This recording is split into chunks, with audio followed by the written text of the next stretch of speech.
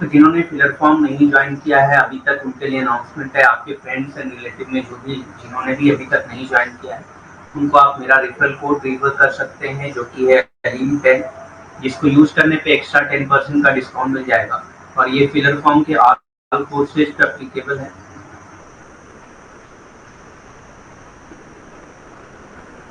तो जो भी कोर्स बाई करना चाहते हैं, ना सिर्फ सोशोलॉजी बल्कि किसी भी कोर्स को अगर बाई करना चाहते हैं, आप उनको ये रेफर कोड रेफर कर सकते हैं, जिससे उनको 10% एक्स्ट्रा डिस्काउंट मिल जाएगा। और प्लेटफॉर्म में तकरीबन 14 कोर्सेज हैं पेपर 2 के।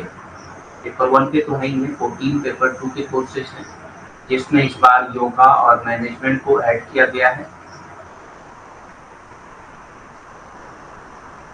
तो जो भी आपके जानने वालों में मैनेजमेंट या योगा से रिलेटेड क्लास करना चाहते हैं, वो प्लेटफॉर्म को ज्वाइन कर सकते हैं। उसके साथ आप मेरा रेफरल कोड भी रेफर कर सकते हैं, जिससे एक्स्ट्रा 10% का डिस्काउंट मिल जाएगा।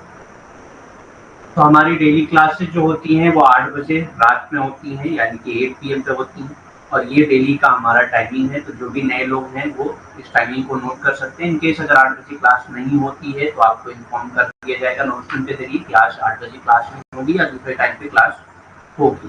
ठीक, तो जनरली मैं इसलिए ये बता रहा हूँ कि 8 बजे एक बार ऐप खोल के आप लोग देख लिया करें। कभी कभी ऐसा होता है नेटवर्क इशू की वजह से या कोई भी टेक्निकल फॉल्ट की वजह से मैसेज नहीं आता है, तो आप एक बार 8 बजे लिंक नहीं आता है तो आप एक बार 8 बजे खोल के देख सकते हैं, जिससे आपको पता चल जाएगा कि क्लास हो रही है या नहीं। ठीक, तो स्टार्ट करते हैं। कल हम लोगों ने बहुत सारे कॉन्सेप्ट कार्ल मार्क्स से रिलेटेड किए थे, जैसे कि एलिनेशन और modes of production, means of production, relations of production, ये सारी चीजें हम लोगों ने किया है। ये पार्ट 2 होगा, पार्ट 1 नहीं है, पार्ट 2 है। ठीक, तो स्टार्ट करते हैं।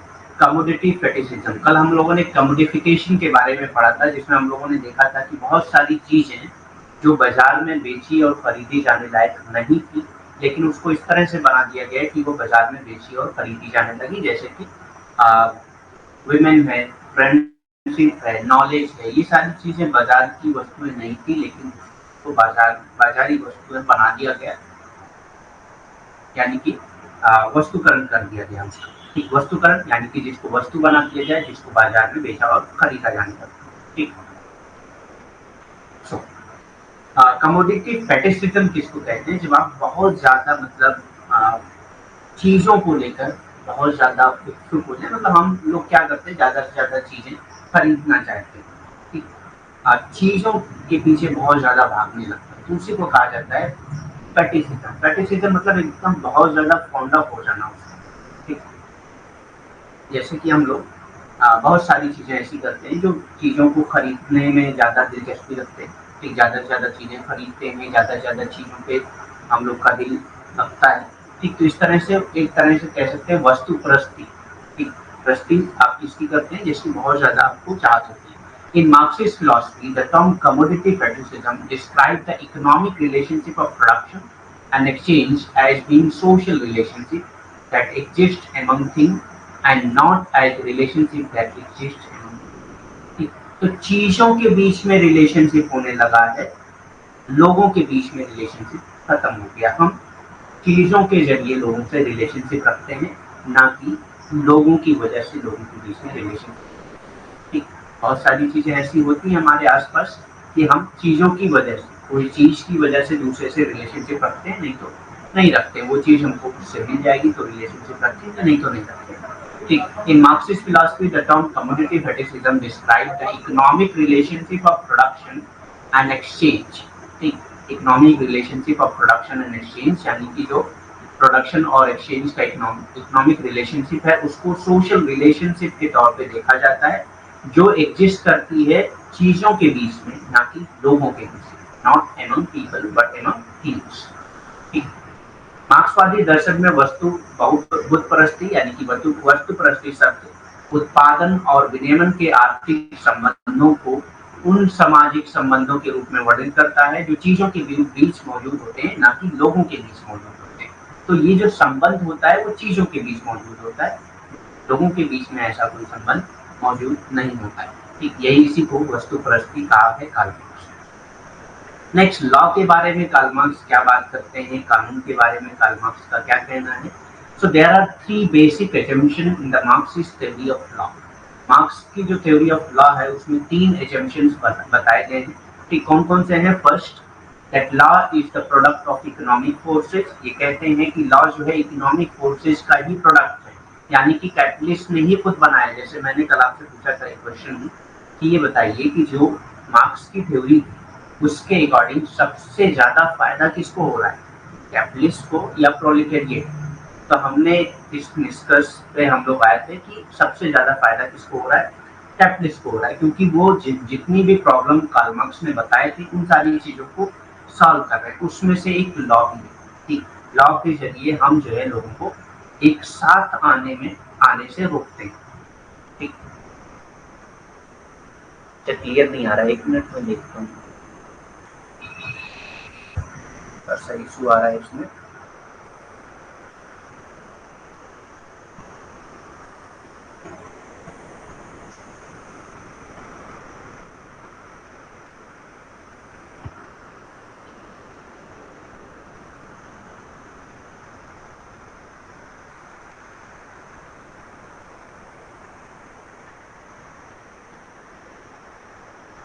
अब हो गया क्लियर?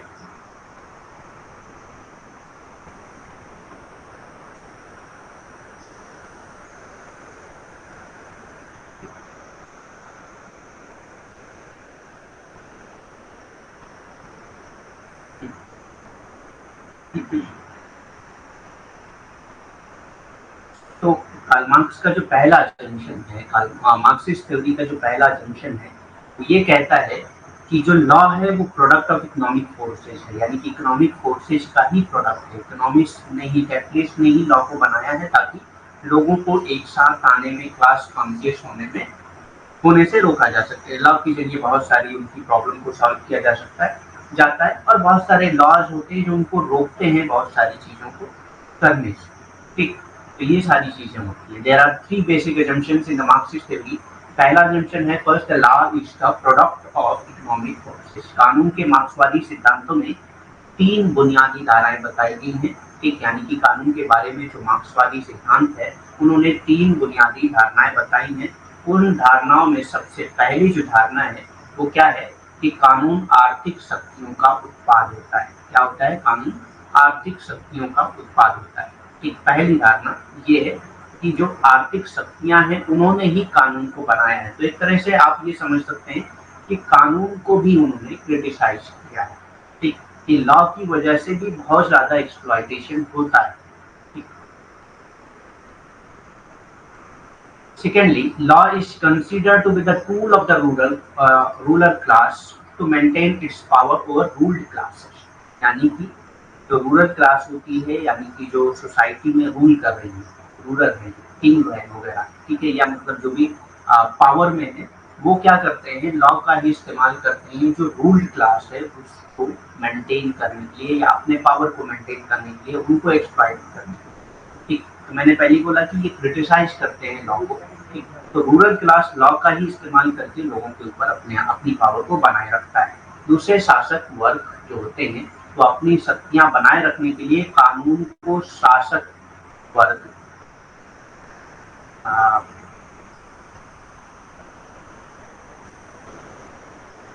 जिनके ऊपर रूल किया जाता है उसको क्या बोला जाता है? शासक बोला जाता है। शासक तो होगा जो रूल करता है। ठीक, जिनके ऊपर रूल किया जाता है उसको क्या कहा जाता है हिंदी में? आप लोग बताइए, मुझे नहीं पता है इसके बारे में। ठीक, जिनके ऊपर रूल किया जाता है उनका उपकरण माना जाता है। यहाँ पे जिनके ऊपर रूल किया जाता है लिख देता हूँ, बाकी आप लोग इसको सही कर लीजिएगा या भी बता दीजिए क्या होता है।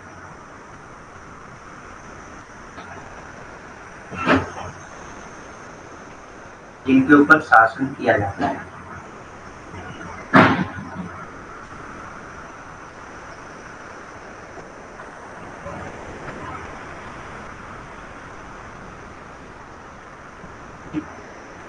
तो कानून को जिनके ऊपर शासन किया जाता है उनका उपकरण माना जाता है, यानी कि जो शासक वर्ग होते हैं वो कानून को एक उपकरण के तौर पर इस्तेमाल करते हैं जिनके ऊपर वो शासन करना चाहते हैं अपनी शक्ति को बनाए रखने के लिए। अंत में वो कानून, और जो तीसरा एजम्पशन है वो क्या है Finally, that law will wither away in future communist society.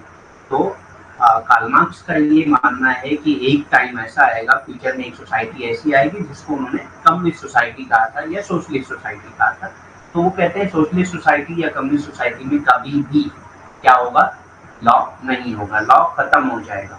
ऐसी सोसाइटी आएगी जिसमें लॉ नहीं होगा, क्योंकि ये भी एक तरह से कैपिटलिस्ट का ही प्रोडक्ट है, एक तरह से जो एक्सप्लॉइटर है उनका ही प्रोडक्ट है, तो ये खत्म हो जाएगा। अंत में कहते हैं कि कानून जो है भविष्य के साम्यवादी समाज में समाप्त हो जाएगा। तो 3 एजम्पशन बताया है। पहला ये कि इकोनॉमिक फोर्सेस का ही प्रोडक्ट है, और दूसरा ये कि जो रूलिंग क्लास है, गवर्नमेंट वगैरह जो है, तो जिनके ऊपर रूल किया जाता है, जो रूल्ड क्लास है उसके ऊपर अपनी पावर बनाए रखने के लिए एक तरीके से टूल का इस्तेमाल करते हैं। ठीक, एक तरह टूल की तरह लॉ का इस्तेमाल करते हैं।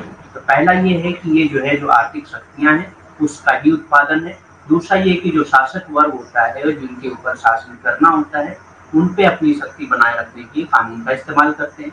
तीसरा जंक्शन मार्क्सिस्ट थ्योरी का ये है कि फाइनली जब भी कम्युनिस्ट सोसाइटी बनेगी तो उसमें लॉ खत्म हो जाएगा। ठीक, यानी कि साम्यवादी समाज जब भी बनेगा तो उसमें कानून जो है वो खत्म हो जाएगा। आवाज तो ठीक आ रही है मुझे लग रहा है।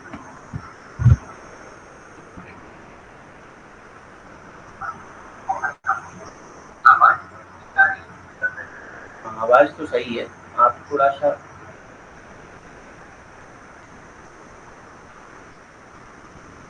बाकी लोगों को सही आवाज आ रही, वॉइस तो ठीक लग रही है मुझको मेरी तरफ से।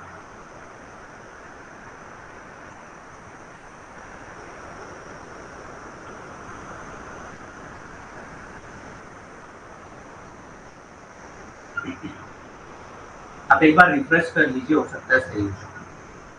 नेक्स्ट है कम्युनिज्म। कम्युनिज्म यानी कि साम्यवाद। कम्युनिज्म के बारे में बहुत ज्यादा बातें की हैं कार्ल मार्क्स ने। अ पॉलिटिकल सिस्टम, कम्युनिज्म क्या है, एक पॉलिटिकल सिस्टम है based on Marxist ideology is known as communism. यानी कि जो ऐसा पॉलिटिकल सिस्टम जो मार्क्सिस्ट आइडियोलॉजी के बेस पे हो उसको क्या कहा जाता है, कम्युनिज्म कहा जाता है। ठीक है, Marxist political system which is based on Marxist ideology is known as communism। मार्क्सवादी विचारधारा पर आधारित एक राजनीतिक व्यवस्था को साम्यवाद के रूप में जाना जाता है। Marxism can be considered as the theory. Marxism को आप थ्योरी के तौर पे मान सकते हैं। मार्क्सिज्म क्या है, एक थ्योरी है। अब उस थ्योरी को जब आप प्रैक्टिकली अप्लाई करते हैं किसी सोसाइटी में तो उसको कम्युनिज्म कहा जाता है। मार्क्सवाद को एक सिद्धांत के रूप में देखा जा सकता है, माना जा सकता है। यानी कि हम ये मानते हैं कि मार्क्सवाद क्या है, एक सिद्धांत। ठीक, अगर ये सिद्धांत है तो इसका मतलब ये है कि अगर इसको प्रैक्टिकली किसी समाज में अप्लाई करेंगे आप तो वो साम्यवाद कहलाएगा। ठीक, यानी कि मार्क्सवादी सिद्धांत को ही किसी समाज में अप्लाई करने के प्रोसेस को ही क्या कहा जाता है, मार्क्स अप्लाई करना ही उस समाज को क्या बना देता है, साम्यवाद बना देता है। ठीक, practical implication of Marxism could be considered as communism. तो यहाँ पे देखिए मैंने पहले ही बता दिया कि अगर जो है मार्क्सिज्म जो एक थ्योरी है उसका प्रैक्टिकल एप्लीकेशन करते हैं, प्रैक्टिकल इम्प्लीमेंटेशन करते हैं तो उसको कम्युनिज्म कहा जाता है। मार्क्सवादी के व्यवहारिक कार्यान्वयन को साम्यवाद माना जाता है। यानी कि अगर आप जो है उसको व्यवहारिक तरीके से किसी समाज में प्रस्तुत करते हैं तो उसको साम्यवाद कहा जाता है। ठीक, मार्क्सवाद क्या है, एक सिद्धांत है। अगर उसको आप एक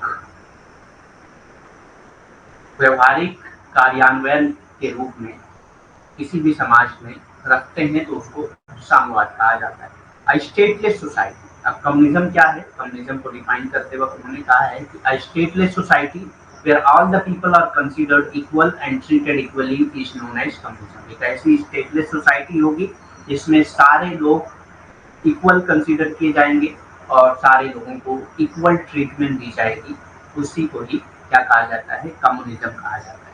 ठीक है, stateless society where all people are considered equal and treated equally is known as communism. एक सांविधिक समाज जहाँ सभी लोगों को समान माना जाएगा, एक ऐसा सांविधिक समाज जहाँ पे सभी लोगों को समान माना जाएगा और समान व्यवहार, सभी लोगों के साथ समान व्यवहार के रूप में देखकर सभी लोगों के साथ समान व्यवहार होगा, तो उसको साम्यवाद समाज कहा जाता है, साम्यवादी समाज कहा जाएगा, ठीक, या समाजवादी समाज कहा जाएगा, ठीक।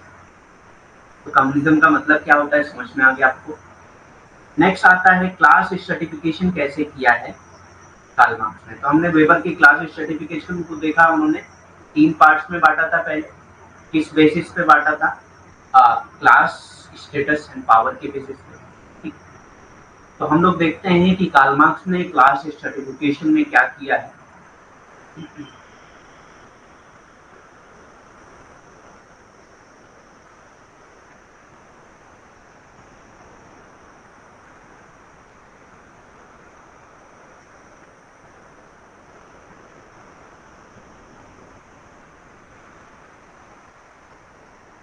क्लास तो लाइव ही चल रही है।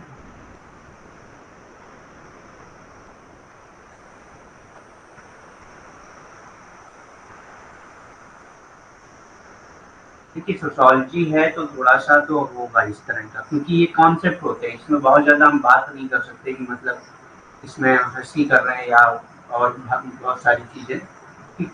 तो इंटरेक्टिव बनाने के लिए आपको ये करना पड़ेगा कि आपको खुद कुछ चीजें बोलनी पड़ेंगी, जिससे क्या होता है कि आप लोग एकदम खामोश रहते हैं, तो उसमें मैं क्या करूँगा, मैं तो जो लिख के लाया हूँ वो पढ़ाऊंगा ही, ठीक। तो आप लोग इसको इंटरेक्टिव बना सकते हैं इस तरह, जैसे ये है कि आप लोग भी कोई क्वेश्चन पूछ सकते हैं या कुछ भी आपके माइंड में आता है, एग्जाम्पल भी माइंड में आ रहा है तो आप बोल सकते हैं कमेंट में, तो इस तरह से इंटरेक्टिव हो सकती है, ठीक। बाकी जो थ्योरीज हैं उसको पढ़ने में तो थोड़ा सा, अब थ्योरी है तो उसमें बीच में तो कुछ किया नहीं जा सकता, ठीक। मैथ वगैरह होती है या मतलब इस तरह की चीजें होती है तो उसमें बहुत सारी चीजें हम लोग इंटरेक्टिव कर सकते हैं, लेकिन इसमें जनरली यही चीजें होती हैं। थ्योरी होती है, उसको पढ़ाना होता है, उसका अलग अलग एग्जाम्पल हम लोग दे सकते हैं।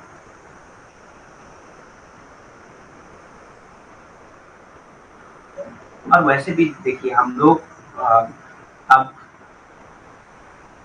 10th लेवल पे तो है नहीं कि आपको बहुत हंसा हंसा के पढ़ाए, सब एक मैच्योर हो चुके हैं हम लोग। आप आगे जाकर असिस्टेंट प्रोफेसर बनने वाले हैं अगर आपका नेट या क्वालिफाई हो जाता है, ठीक। हम लोग इसीलिए बैठे हुए हैं, तो थोड़ा सा आपको उतना, जैसे 10th क्लास के स्टूडेंट को हंसी मजाक करके पढ़ाया जाता है वैसा आपको करना तो पॉसिबल नहीं है, क्योंकि हमको कोर्स भी कंप्लीट करना होता है और एक टाइम पे बहुत सारी चीजें पढ़ानी होती है।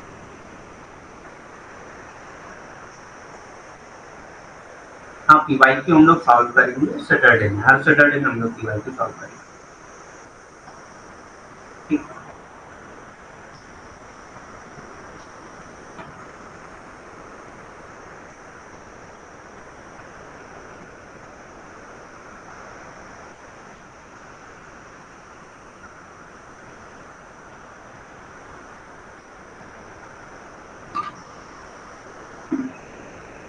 देखिए बुक में बहुत सारी चीजें मिल जाती हैं, ऐसा नहीं, ठीक, कि आपको बुक में तो बहुत सारी चीजें मिल जाएंगी, सारी चीजें बुक ही से होती हैं, हम लोग जो पढ़ते हैं वो भी बुक से ही पढ़ते हैं, कहीं अलग से तो पढ़ते नहीं। उसको एक प्लेटफॉर्म पे लाके हम लोग देते हैं, ठीक। अलग अलग बुक से पढ़ा, उससे एक नोट्स बनाया, नोट्स बना के पीपीटी बनाया, पीपीटी लाके आपको पढ़ा रहा है, ठीक। तो बुक में तो सारी चीजें मिल जाएंगी। एग्जाम्पल जो होते हैं वो मैं ऑलरेडी अपनी एग्जाम्पल देता हूँ, ठीक। एग्जाम्पल मैं लिख के लाता भी नहीं, खुद ही एग्जाम्पल देता हूँ, ठीक। तो आप ये कहें कि बुक से अलग कुछ पढ़ाएं तो ऐसा तो नहीं हो सकता है, जो बुक में है वही हम लोग पढ़ाना होगा, क्योंकि जितनी भी थ्योरीज होंगी वो बुक ही में मिलेंगी आपको, ठीक। क्लास स्ट्रेटिफिकेशन, वर्क स्तरीकरण। Bourgeoisie is the social class that came to own the means of production during modern industrialization। तो इन्होंने कहा कि बार्जोजी वो क्लास होती है जिनके पास ओनरशिप ऑफ प्रोडक्शन होती है, ठीक। Owns the means of production, जिनके पास मीन्स ऑफ प्रोडक्शन की ओनरशिप होती है। कल हम लोगों ने पढ़ा था मीन्स ऑफ प्रोडक्शन क्या होती है, जो रॉ मटेरियल्स होते हैं, ह्यूमन लेबर होते हैं, ठीक, मशीन्स होती हैं, फैक्ट्रीज होती हैं, ये सारी चीजें किसमें आ जाती है, मीन्स ऑफ प्रोडक्शन में आ जाती है। इसकी ओनरशिप जिसके पास होती है उसको बार्जियोजीज कहा जाता है, कैपिटलिस्ट कहा जाता है, ठीक। बार्जियोजीज या कैपिटलिस्ट कहा जाता है, ठीक। that came to own the means of production during modern industrialization. Modern industrialization में इनके पास जिनके पास means of production होती है उनको ही bourgeoisie कहा जाता है। उनको ही क्या कहा जाता है? bourgeoisie या capitalist कहा जाता है। बुर्जुआ वर्ग वो सामाजिक वर्ग होता है जो आधुनिक औद्योगिकरण के दौरान उत्पादन के साधनों का मालिक बन गया है। यानी कि जो बार्जोजी ऐसे वर्ग होते हैं जिनके पास औद्योगिक समाजीकरण आधुनिक औद्योगिकरण के टाइम पे उत्पादन के जो साधन होते हैं उसका मालिकाना हक होता है उनके पास, कि जिससे उनकी एक अलग वर्ग बन जाता है जिसको बुर्जुआ कहा गया, ठीक, या पूंजीपति कह सकते हैं।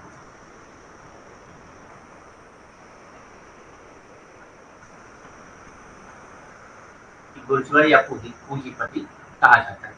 Bourgeoisie is the social class that came to own the means of production during modern industrialization. बुर्जुआ वो सामाजिक वर्ग है जो आधुनिक औद्योगिकरण के दौरान उत्पादन के साधनों का मालिक बन गया। तो क्लास स्ट्रेटिफिकेशन पे सबसे पहली क्लास उन्होंने बुर्जुआ की दी, कैपिटलिस्ट की दी, ठीक, बार्जोजी की। दूसरी क्या है? द पेटी बार्जोजी। पेटी कहते हैं छोटे, पेटी मीन्स होता है छोटा, यानी कि छोटे जो दुकानदार हैं वो भी बिजनेसमैन है, उनके पास भी ओनरशिप है, लेकिन उस लेवल की ओनरशिप नहीं है जिस लेवल की ओनरशिप कैपिटलिस्ट के पास है या बार्जोजी के पास है। इसलिए जो है उन्होंने इसको पेटी बार्जोजी का अलग क्लास बना दिया। Little defined in marks own word, ये बहुत कम जगह पे डिफाइन किया गया है, ठीक, बहुत कम जगह पे उन्होंने इस सम का इस्तेमाल किया है। With only the word smaller capitalist, जिसको उन्होंने स्मॉलर कैपिटलिस्ट कहा है, पेटी बार्जोजी नहीं कहा है लेकिन स्मॉलेस्ट कैपिटलिस्ट कहा है, use in the communist manifesto. उन्होंने इसको इस वर्ड को किस बुक में यूज किया था? कम्युनिस्ट मैनिफेस्टो में यूज किया, ठीक। इट इज ट्रांजिशनल क्लास, हाँ, इन्होंने इसको ट्रांजिशनल क्लास कहा है। कई बार एग्जाम में आपसे पूछा गया है कि मार्क्स का जो ट्रांजिशनल क्लास है वो उसको इसको उन्होंने ट्रांजिशनल क्लास कही, ठीक। तो यही जो पेटी बार्जोइजीज हैं या आप मिडिल क्लास कह सकते हैं इनको, ठीक, छोटे दुकानदार होते हैं, तो इसी को उन्होंने ट्रांजिशनल क्लास कहा है। ये वर्ड याद रखिएगा, कई बार डायरेक्ट क्वेश्चन इससे पूछा गया है, पीवाईक्यू आप देखेंगे तो उसमें ट्रांजिशनल क्लास से क्वेश्चन, तो जो स्मॉलर कैपिटलिस्ट हैं उन्हीं को ही कार्ल मार्क्स ने ट्रांजिशनल क्लास कहा है। मार्क्स के अपने काम में छोटे पूंजीपति वर्ग को बहुत कम परिभाषित किया गया है, यानी कि छोटे पूंजीपति को बहुत कम मार्क्स ने परिभाषित किया है। केवल उन्होंने कम्युनिस्ट मैनिफेस्टो में छोटी सी जगह पे छोटे पूंजीपति शब्द का इस्तेमाल किया है, ठीक, और ये शब्द उनके लिए है जो छोटे दुकानदार होते हैं, छोटे बिजनेसमैन होते हैं, उनके लिए होता है। और इस वर्ग को उन्होंने संक्रमणकालीन वर्ग कहा, ठीक, इस वर्ग को उन्होंने संक्रमणकालीन वर्ग कहा है।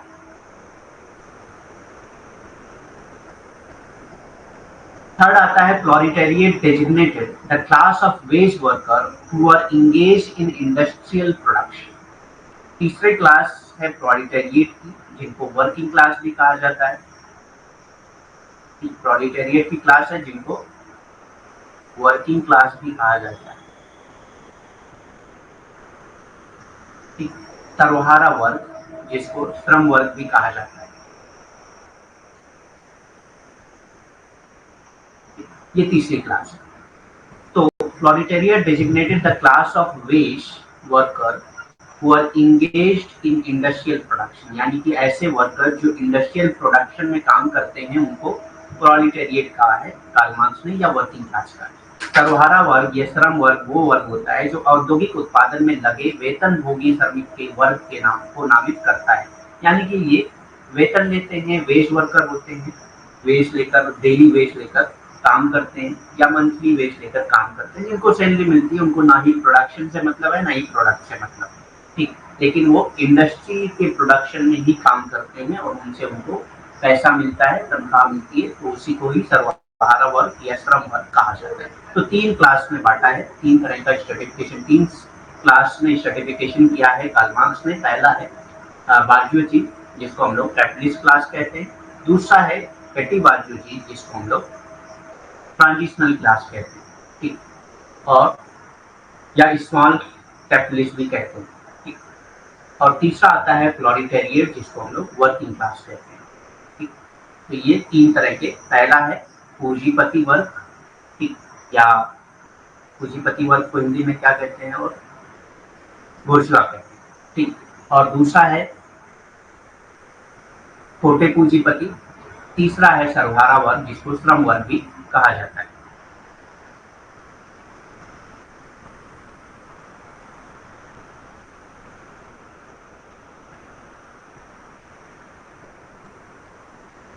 हाँ, टॉपिक पूरा होने के बाद मैंने पहले ही बोला था पहली क्लास में कि जैसे ही टॉपिक पूरी होगी हमारी, हम लोग टॉपिक पूरा होने पे भी इस तरह से कर सकते हैं कि हर सैटरडे में हम पीवाईक्यू कर सकते हैं। तो जितने भी टॉपिक हम लोगों ने किए हैं उससे रिलेटेड पीवाईक्यू आपको मिल जाएंगे। पीवाईक्यू से ये होता है कि किस तरह के क्वेश्चन पूछे जा रहे हैं वो आपको पता चल जाएगा, ठीक। तो वो हो जाएगा, उसमें दिक्कत नहीं है, हर सैटरडे को आपकी पीवाईक्यू क्लास होनी है। नेक्स्ट आता है class consciousness. Class consciousness work चेतना। According to Marx, worker first become conscious of sharing common grievances against capitalism, thus forming class in itself. ठीक।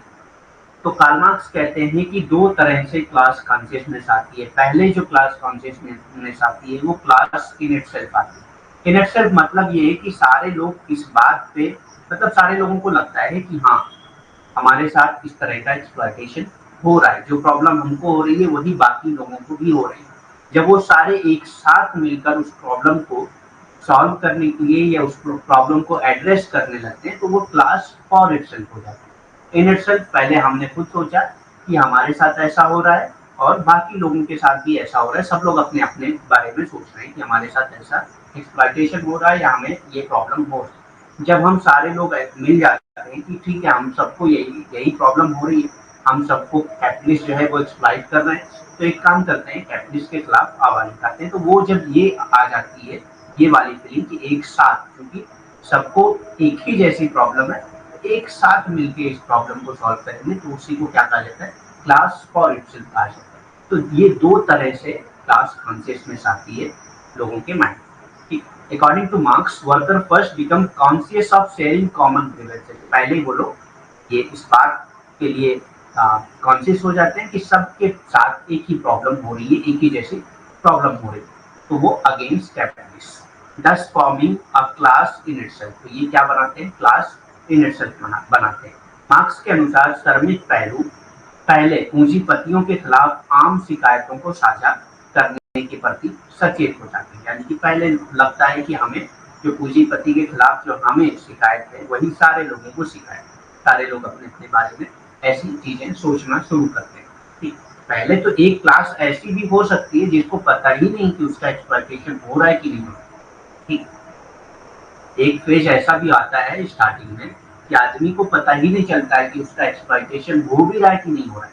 ठीक, तो पहले इस चीज को महसूस करना कि हाँ, आपका एक्सप्लॉयटेशन हो रहा है या आपको जो है नष्ट किया जा रहा है, बर्बाद किया जा रहा है, ठीक, इसकी फीलिंग आना सबसे पहले जरूरी होती है। जब ये फीलिंग आ गई तो ये स्वयं में एक वर्ड कहलाता है।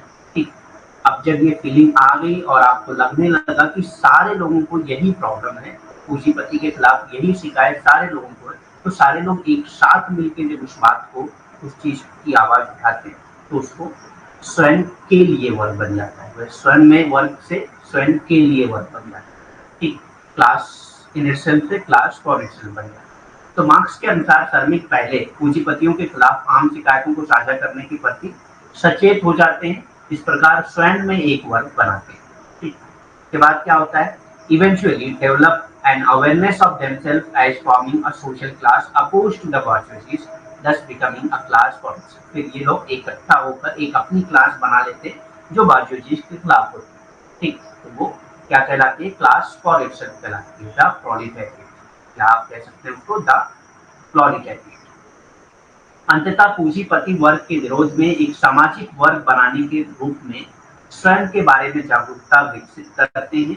इस प्रकार स्वयं के लिए एक वर्ग बन जाती है। ठीक, तो इस प्रकार क्या होता है, स्वयं के लिए एक वर्ग बन जाता है। ठीक, क्या करते हैं, पहले स्वयं में वर्ग कैसे बनता है, लोग अपनी प्रॉब्लम को पूंजीपति के खिलाफ जो भी उनकी प्रॉब्लम्स है उसको सोचना शुरू करते हैं। ठीक, और लगता है कि सारे लोग आपस में सोचना शुरू कर देते हैं। फिर एक टाइम पे ऐसा आता है, सारे लोग एक साथ मिल जाते हैं कि सारे लोगों की एक ही प्रॉब्लम है, एक ही शिकायत है पूंजीपतियों से, तो उसके खिलाफ आवाज उठाते हैं।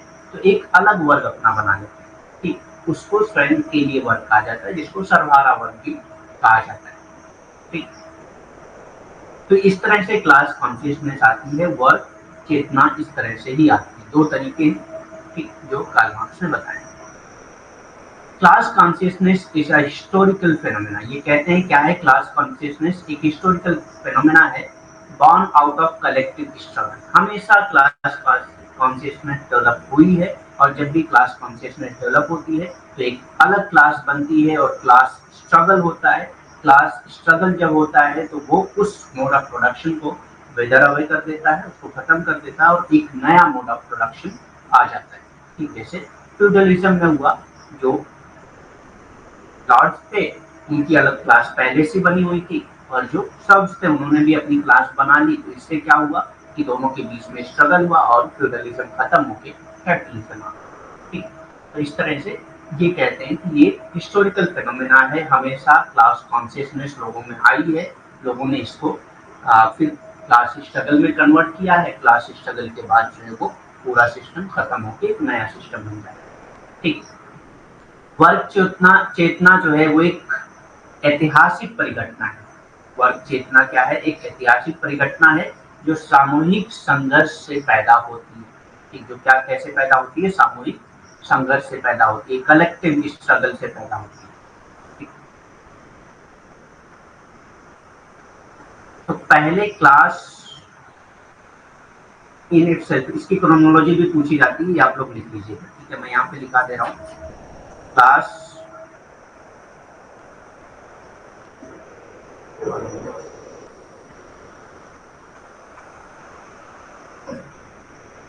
क्लास इन इटसेल्फ आएगा। ठीक, फिर आएगा क्लास फॉर इटसेल्फ। इसके ऊपर मैं हिंदी में भी लिख दे रहा हूँ।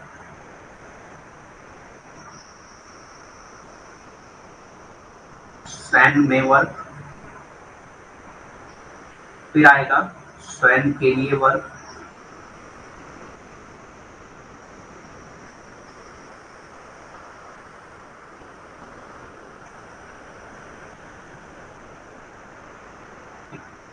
के बाद आएगा क्लास स्ट्रगल।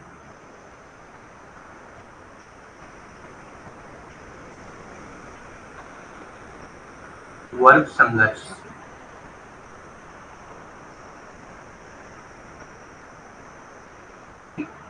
वर्ग संघर्ष, उसके बाद रेवोल्यूशन। रेवोल्यूशन मीन्स फिर मोड ऑफ प्रोडक्शन यहाँ से चेंज हो जाता है। ठीक, क्रांति, क्रांति आती है इसके बाद।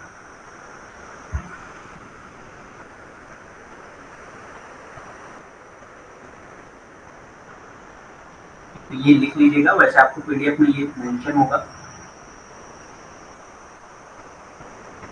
इसका कई बार पीवाईक्यू पूछा गया है, इसको क्रोनोलॉजी में करना। क्लास इन इटसेल्फ पहले आएगा, फिर क्लास फॉर इटसेल्फ आएगा, फिर क्लास स्ट्रगल आएगा, फिर रेवोल्यूशन आएगा।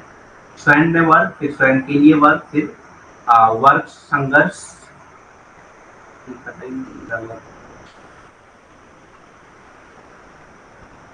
वर्ग संघर्ष, फिर क्रांति। नेक्स्ट आता है फॉल्स कॉन्शियसनेस। हमने कॉन्शियसनेस पढ़ लिया, अब फॉल्स कॉन्शियसनेस क्या होती है? False consciousness denotes people's inability to recognize inequality. तो मैंने पहले बताया कि बहुत सारे लोगों को ये महसूस ही नहीं होता है कि उनका एक्सप्लॉयटेशन हो रहा है, उनके साथ इनइक्वालिटी हो रही है, उनका ऑपरेशन हो रहा है, उनका एक्सप्लॉयटेशन हो रहा है, उनके साथ डिस्क्रिमिनेशन हो रहा है। ये सारी चीजों की फीलिंग बहुत सारे लोगों को आती ही नहीं है। तो वही है false consciousness. False consciousness denotes people inability to recognize inequality, oppression, exploitation in a capitalist society because of the prevalence within it of views that naturalized and legitimized the existence of social class। ठीक, क्योंकि वो जो है उनका ये views होता है, बहुत सारे लोग होते हैं ना, सोचते हैं कि ठीक है वो मैनेजर है तो इतना तो डांटेगा ही, इतना तो बोलेगा ही, इतना तो करेगा ही, ठीक, वो ओनर है तो इतना तो करेगा। तो ये जो है, क्योंकि उसकी कंपनी है, वो मालिक है, उसकी फैक्ट्री है, तो वो इतना करेगा। ये क्या है, एक व्यूज है जिसकी वजह से वो ये कॉन्शियसनेस को डेवलप नहीं कर पाते, क्लास इन इटसेल्फ का जो कॉन्शियसनेस है वो डेवलप नहीं कर पाते, तो इसी को फॉल्स कॉन्शियसनेस कहा जाता है। सिंपल भाषा में इसको अगर समझा जाए तो यही है कि बहुत सारे लोगों के अंदर ये एबिलिटी ही नहीं होती है कि वो ये सोच पाए कि उनका एक्सप्लॉइटेशन हो रहा है, उनके आसपास इनइक्वालिटी हो रही है, उनका ऑपरेशन हो रहा है, ठीक।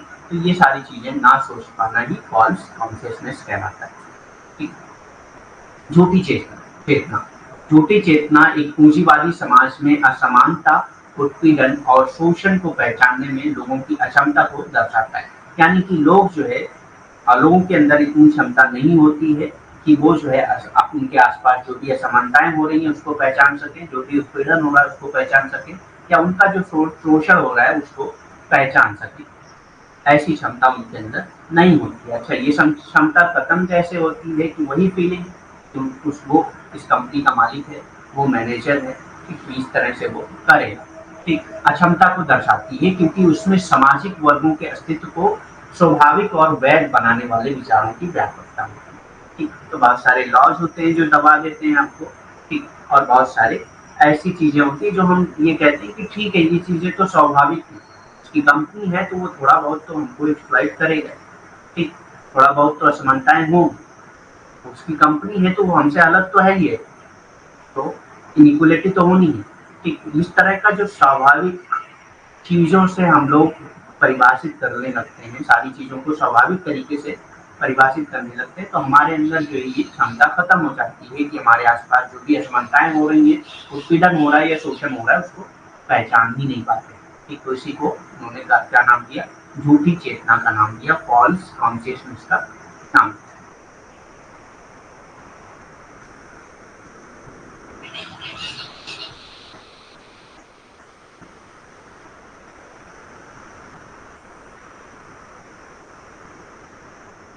Next, labour theory of values. Labour theory of values क्या है, मूल का श्रम सिद्धांत क्या है। The labour theory of value, ये किसने दिया था, ये कार्ल मार्क्स ने दिया था। The labour theory of value is a major pillar of traditional Marxian economy, ठीक। जो भी ट्रेडिशनल मार्क्सियन इकोनॉमिक्स हैं उनका जो लेबर थ्योरी है वो मेजर पिलर माना जाता है, which is evident in marks masterpiece capital, जो कहाँ पे दिखता है, कैपिटल, दास कैपिटल के नाम से जो बुक है उसमें ये दिखता है, जो 1867 में पब्लिश हुई थी। इसमें जो है लेबर थ्योरी के बारे में उन्होंने बात की। मूल का श्रम सिद्धांत पारंपरिक मार्क्सवादी अर्थशास्त्र का एक प्रमुख स्तंभ है, ठीक। तो सबसे प्रमुख स्तंभ क्या है, मार्क्सवादी अर्थशास्त्र का मूल श्रम सिद्धांत, जो मार्क्स की कृति कैपिटल जो 1867 में प्रकाशित हुई थी उसमें स्पष्ट रूप से दिया गया। तो आपको ये भी पता होना चाहिए कि लेबर थ्योरी किस बुक में दी गई है, मूल का श्रम सिद्धांत किस बुक में दिया गया है, तो कैपिटल में दिया गया है, जो कब प्रकाशित हुई थी, 1867 में प्रकाशित हुई थी, क्योंकि इसके कई वॉल्यूम है, तो आपको ये पता होना चाहिए कौन से वॉल्यूम, तो 1867 के वॉल्यूम में लेबर थ्योरी दी गई। The theory's basic claim is simple, theory का जो बेसिक क्लेम था वो क्या था, बहुत ही simple. The value of commodity can be objectively measured by the average number of labour hours required to produce that community, यानी कि किसी भी कम्युनिटी की वैल्यू आप जो है मेजर कर सकते हैं। एक उस कम्युनिटी की वैल्यू कैसे मेजर करेंगे कि कितना टाइम लगा इस कम्युनिटी को बनाने में। एक कम्युनिटी है, कोई भी एक चीज है, ठीक, एक चीज है, इसकी आपको अगर मूल्य निकालना है, वैल्यू निकालना है, तो आपको बस ये निकालना पड़ेगा कि कितना टाइम लगा इसको बनाने में, ठीक। इससे आप निकाल सकते हैं कि इस कम्युनिटी की वैल्यू क्या होगी। The value of community can be objectively measured by the average number of labor hours required to produce that commodity, उस कमोडिटी को प्रोड्यूस करने में कितने घंटे काम लगे। सिद्धांत का मूल दावा था कि किसी वस्तु का मूल्य उस वस्तु का उत्पादन के लिए आवश्यक श्रम घंटों की औसत संख्या से निष्पक्ष रूप से मापा जा सकता है। यानी कि कोई भी अगर वस्तु है उसका मूल्य जानना है, उसका मूल्य जानने के लिए आपको सबसे पहले ये पता लगाना होगा कि कितने घंटे के मेहनत के बाद वो चीज बनी है। उससे आप उसको बहुत ही सरल तरीके से, निष्पक्ष तरीके से ऑब्जेक्टिवली आप उस वस्तु की वैल्यू निकाल सकते हैं, मूल्य निकाल सकते हैं। ठीक, दो चीज तरह की वैल्यूज होती हैं, एक होती है यूज वैल्यू, दूसरा होता है एक्सचेंज वैल्यू। ठीक, वैल्यू उपयोग मूल्य और विनिमय मूल्य, ये ट्रांसलेशन सही से नहीं हुआ है, एक होगा उपयोग मूल्य और एक होगा विनिमय मूल्य।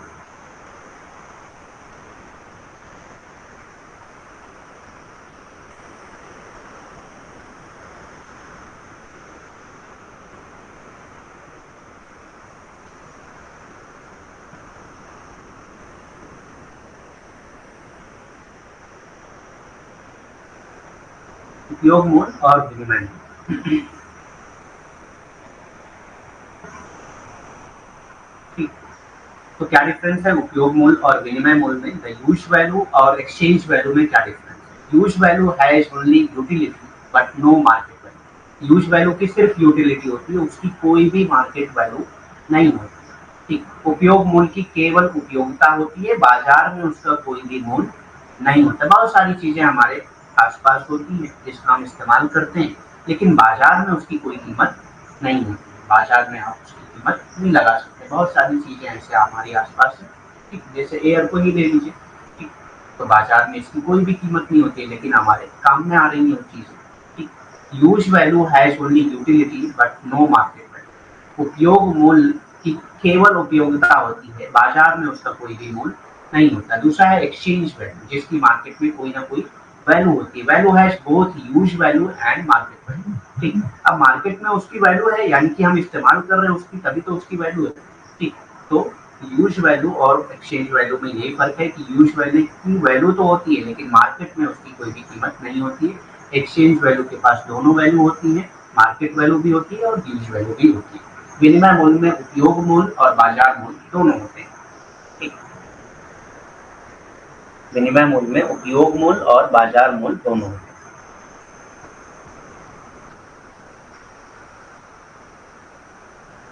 बनने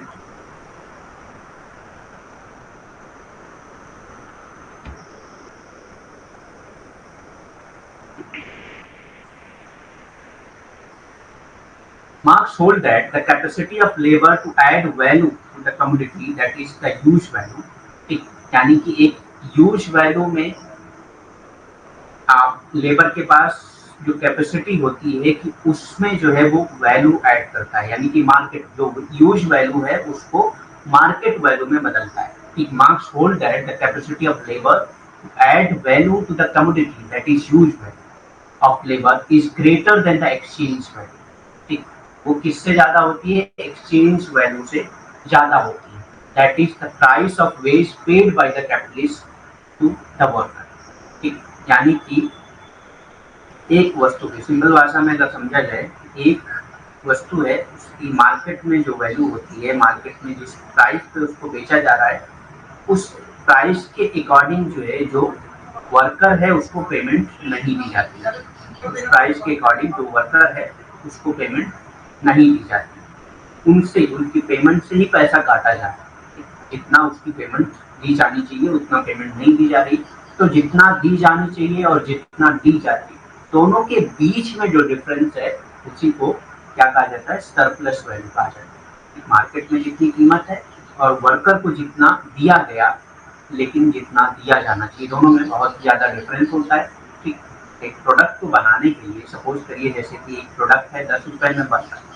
ठीक, मार्केट में इसकी कीमत जो है 15 रुपए, तो 5 रुपए प्रॉफिट तो हो, लेकिन ये 10 रुपए पूरी तरीके से खर्च होना चाहिए, तो कुछ रॉ मटेरियल्स भी आ गए उसमें, और जो बच रहा है वो लेबर को दिया जाना चाहिए। बच रहा है वो लेबर को दिया जाना चाहिए, लेकिन वो नहीं दिया जाता है, उससे भी कम दिया जाता है, यानी कि प्रॉफिट यहाँ पे बढ़ा दिए गए 7 रुपए तक। ठीक, अब यहाँ पे क्या है कि ये जो डिफरेंस है कि देना जितना चाहिए था उतना नहीं दिया जाता है, उससे कम दिया जाता है, तो जितना देना चाहिए और जितना दिया गया उन दोनों के बीच में जो डिफरेंस है उसी को सरप्लस वैल्यू कहा जाता है।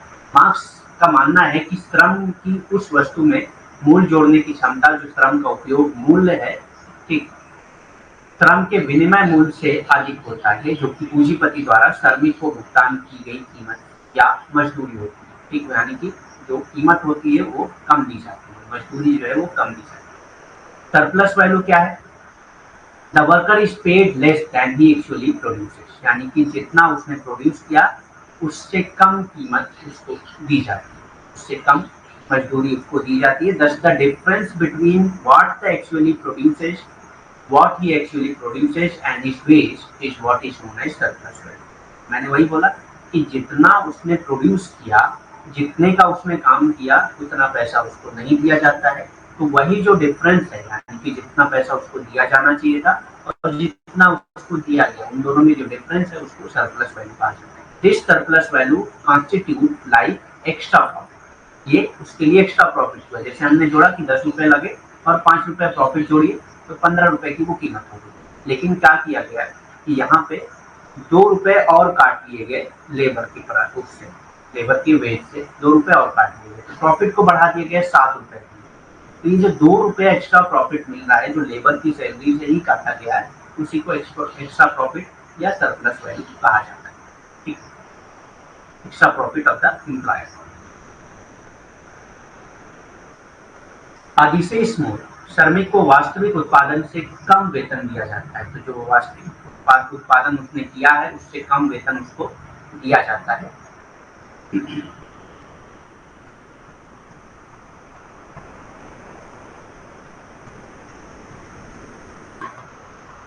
इस प्रकार वो वास्तव में जो उत्पादन करता है और उसकी मजदूरी के बीच का जो अंतर है वो है जिसे अधिशेष मूल्य के रूप में भी जाना जाता है। ठीक, ये अधिशेष मूल्य नियोक्ता को अतिरिक्त लाभ का गठन करता है, यानी कि जितना उसने काम किया उस काम के हिसाब से जितनी मजदूरी होनी चाहिए, ठीक, उतना उसको नहीं दी गई, उसमें से भी काट लिया गया और जो उसका लाभ था वो तो अलग नहीं। तो ये जो अतिरिक्त लाभ मिलता है उसी को मार्क्स ने अधिशेष मूल्य कहा, सरप्लस वैल्यू या अधिशेष मूल्य कहा। ठीक,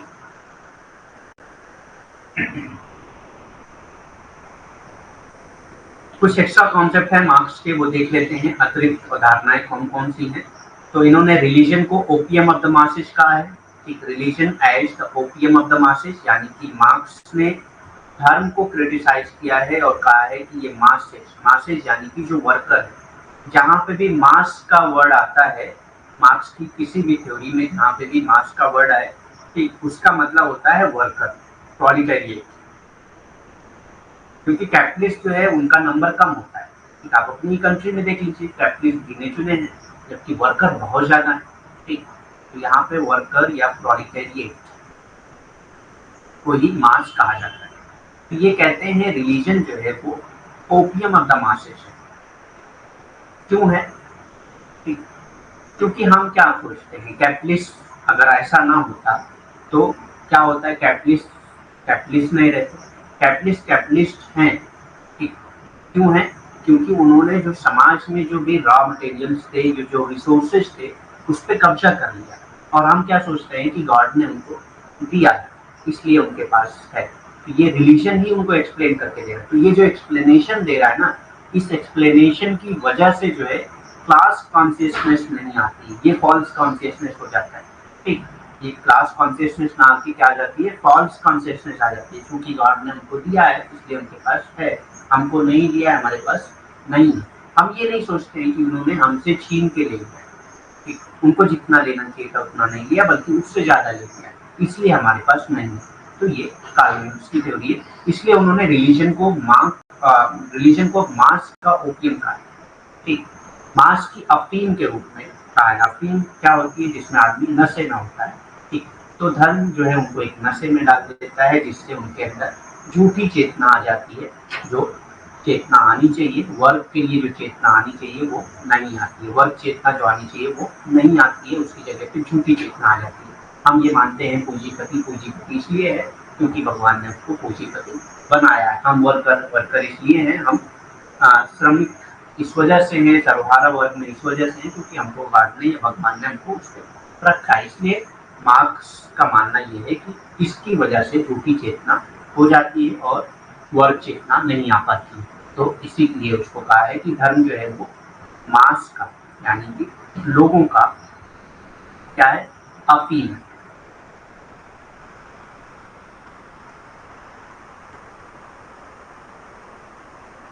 revolution are locomotive of history, बहुत ही फेमस कोटेशन है कार्ल मार्क्स की कि रिवोल्यूशन जो है वो हिस्ट्री को बदलता है, हिस्ट्री को चेंज करता है। जब भी रिवोल्यूशन होगा तो हिस्ट्री चेंज करेगी।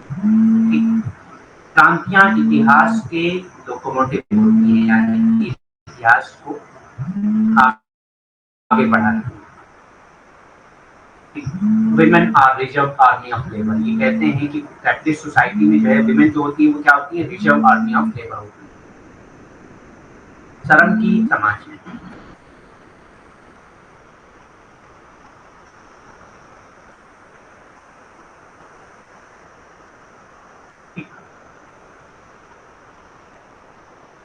नेक्स्ट कॉन्सेप्ट आता है प्रैक्टिस, अभ्यास। प्रैक्टिस का कॉन्सेप्ट भी कार्ल मार्क्स ने दिया है। उसमें क्या कहा उन्होंने, Marx conception of practice is the result of his transposition of Hegel's logical categories into ontology of social life. ठीक, तो हीगल की जो लॉजिकल कैटेगरी थी उसको मार्क्स ने ट्रांसपोजिशन किया, यानी कि ट्रांसफर किया ontology of social life. Marks की प्रैक्टिस की अवधारणा हीगल की तार्किक श्रेणियों के सामाजिक जीवन के सत्ता मीमांसा के उनके स्थानांतरण का परिणाम, यानी कि जो हीगल की थ्योरी थी उसको इन्होंने तार्किक श्रेणियों की जो थ्योरी थी उसको सामाजिक जीवन के सत्ता मीमांसा के रूप में स्थानांतरित किया है। इसी का परिणाम अभ्यास निकल जाता है।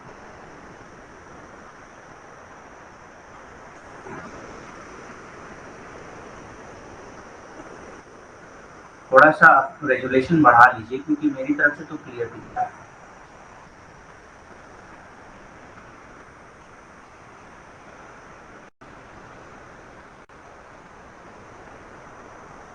Here, praxis reflect Marx's education of conscious action, practical social activity and the moment of history। यहाँ अभ्यास का क्या मतलब है, मार्क्स की सचेत क्रिया, व्यवहारिक सामाजिक गतिविधि और इतिहास की गति, ये सारी चीजें प्रैक्टिस में आ जाती है। तो जनरली प्रैक्टिस से जो क्वेश्चन आपसे पूछा जाता है वो यही पूछा जाता है कि प्रैक्टिस का कॉन्सेप्ट किसने दिया, इसके डेफिनेशन वगैरह नहीं पूछी जाती, फिर भी आप इसको पढ़ सकते हैं।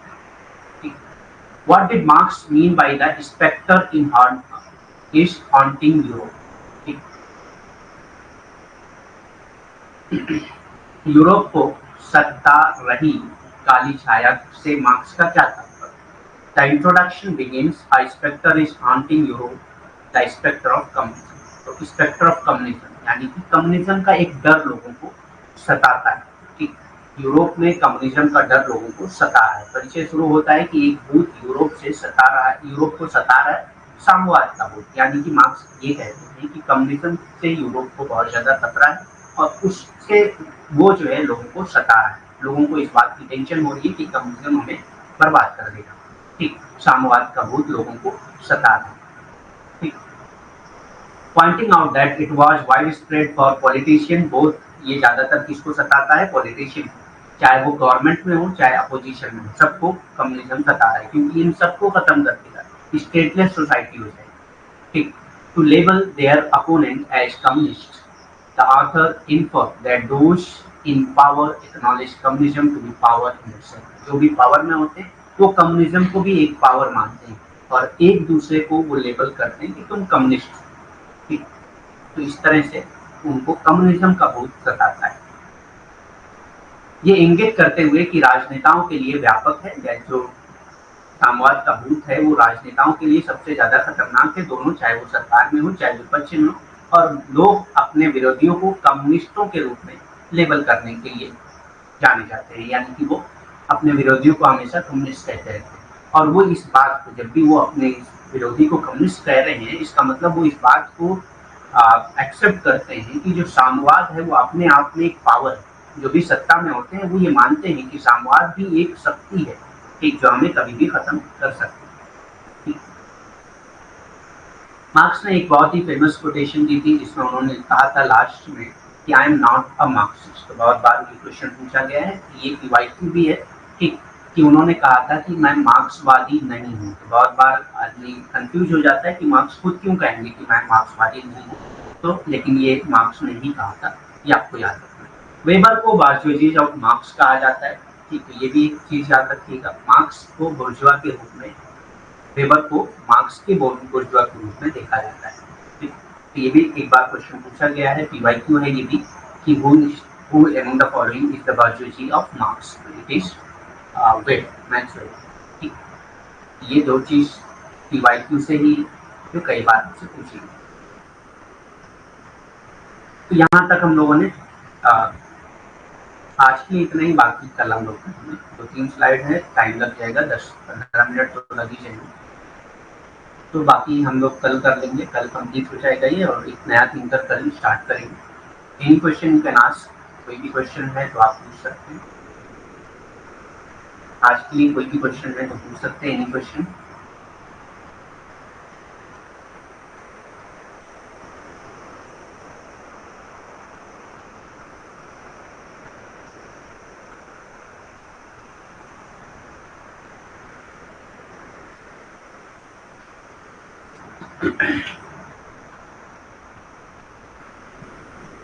नोट्स तो डेली अपलोड हो जाती है, मैंने अपलोड कर लिया, आप देख लीजिए।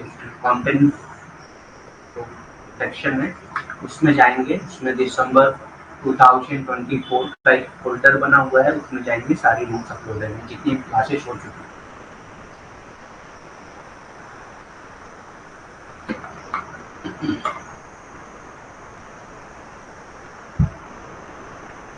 ठीक है, एनी अदर क्वेश्चन?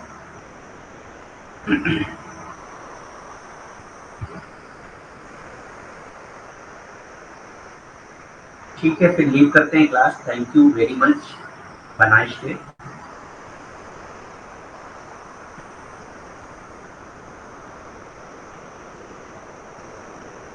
कोई भी क्वेश्चन नहीं है तो लीव करते हैं।